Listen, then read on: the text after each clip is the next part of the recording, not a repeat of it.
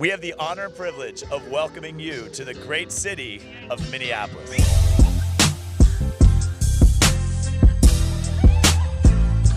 It's been amazing visiting here so far. We love the campus, the sports arenas, the food, the nature, fresh air and water, and most of all, the people. But it's also a hurting city that we all are aware of and desperately needs God's help. So we're preparing for a mission team to arrive here in July, and thanks to your special missions contribution, it's possible. So today we're going to highlight some veterans of special missions contribution. Families who've been giving since the beginning of the movement, and without this type of sacrifice, what we're seeing now wouldn't be possible. First up, very near and dear to Mike and my heart, our parents, Lance and Connie Underhill.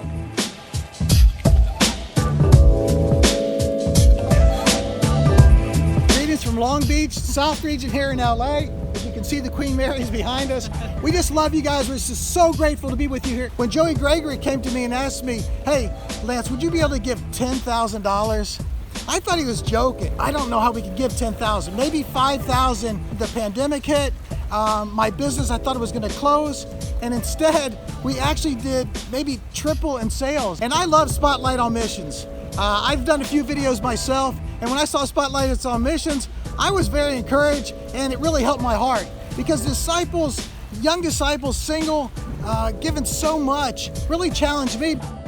If you guys know about Long Beach, there was a lot of looting going on. The looting was all over Long Beach. And we went to the store because we heard it was being broken into. We got some advice. Should we stay and protect our store? Should we get some big brothers over here to protect the store? And the advice was, bro, go home, trust God.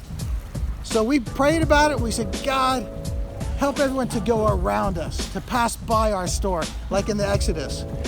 Came the next morning, almost all the stores around us were broken into, except for our store. God had answered our prayers. Connie? We've been given missions since 1988.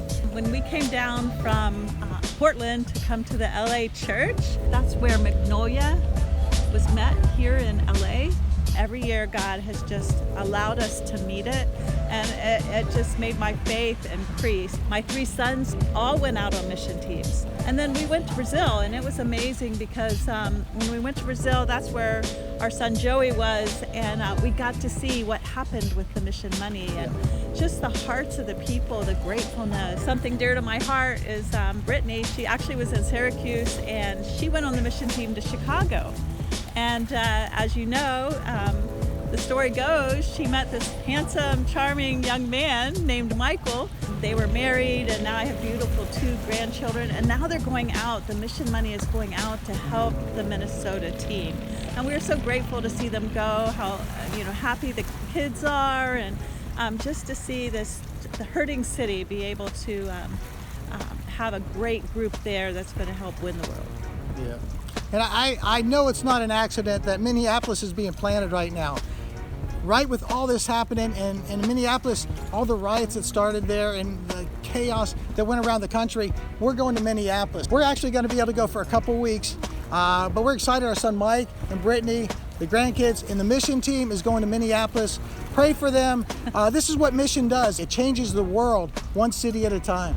It's amazing. In the beginning, when Joey asked me for $10,000, could I give $10,000? My faith wasn't there. But now God's blessed us incredibly.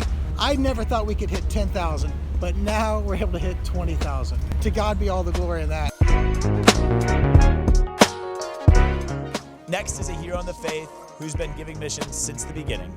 He and his wife are an example of commitment since the first days of our movement, even before their daughter was sent out on the mission field.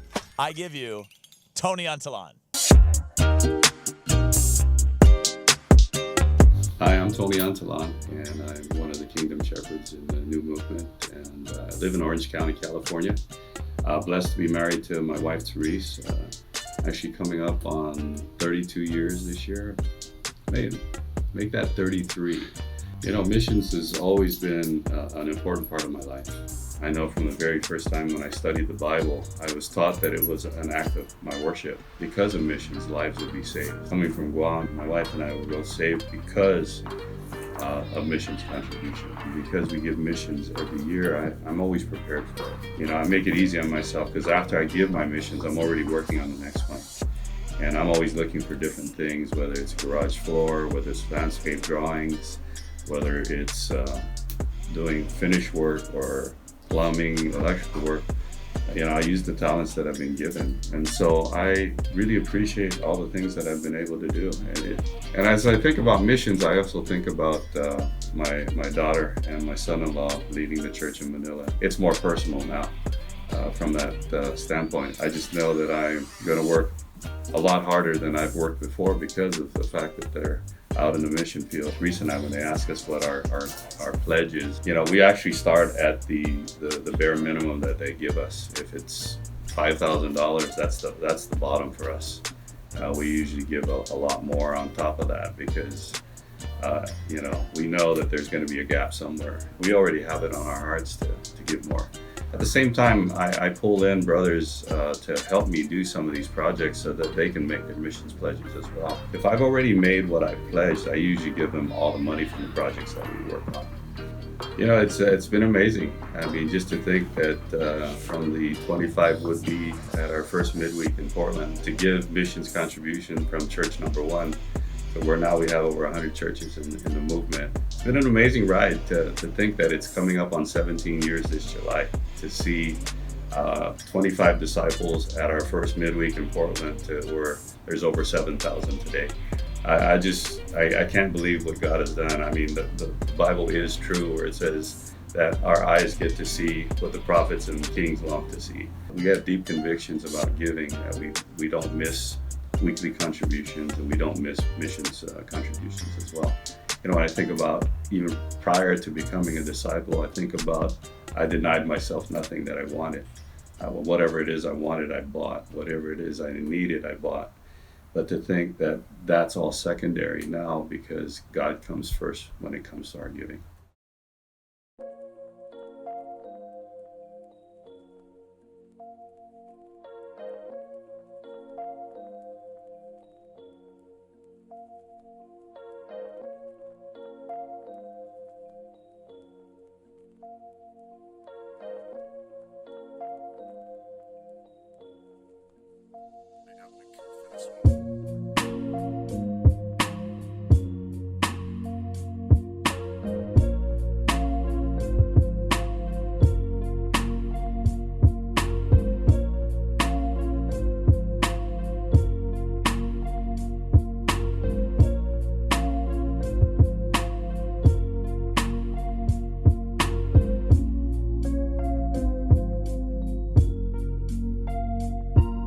Three weeks ago, George Floyd was murdered right here because of the evil satanic influence present in this city.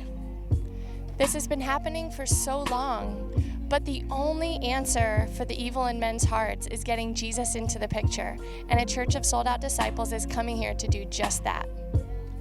Thanks so much to the diversity, the unity that's been exemplified in the church, even a couple weeks ago with the Smiths, with Chantel, with Tim, all showing such humility. I'm so grateful that all of us, as an incredible, diverse, yet unified body of believers, is working together to be able to bring special missions to completion so that we can bring light and healing to a hurting city. Thank you so much.